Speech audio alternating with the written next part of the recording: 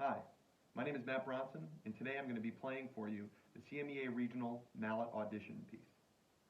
For ease of learning this, and for following along for some tips, I've split this into 3 sections. Let's start with section 1.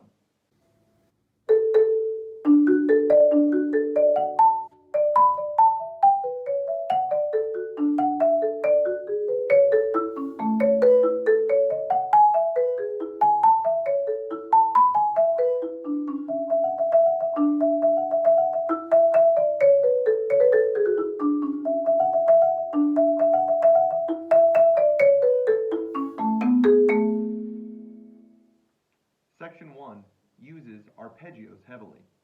The use of the A major chord, B minor chord, D major chord, as well as the E major chord are all arpeggiated.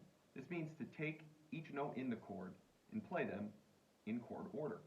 For instance, A major can be spelled A, C sharp, and E in root position. What you can also do is invert that chord and spell it based off of the 3rd or 5th. All inversions of the chord could be A, C sharp and E, C sharp, E, A, and C sharp. If you can play all of these chords, A major, B minor, D major, and E major, and all of their inversions, I promise it will help you as you go through this piece.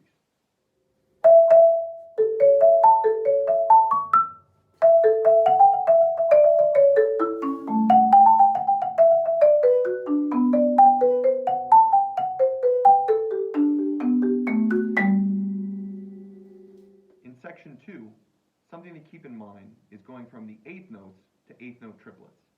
This rhythm of 1 and 2 and 3 and 1 and 3 and 1 and a 2 and a 3 and a 1 is often used.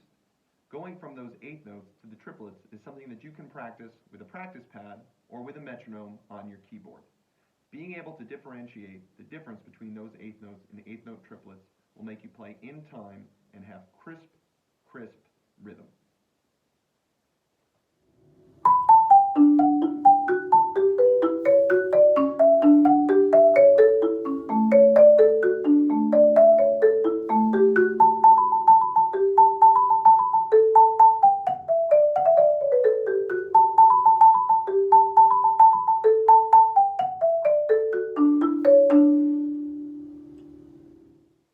Finally, a tip for part 3 is to know your transpositions.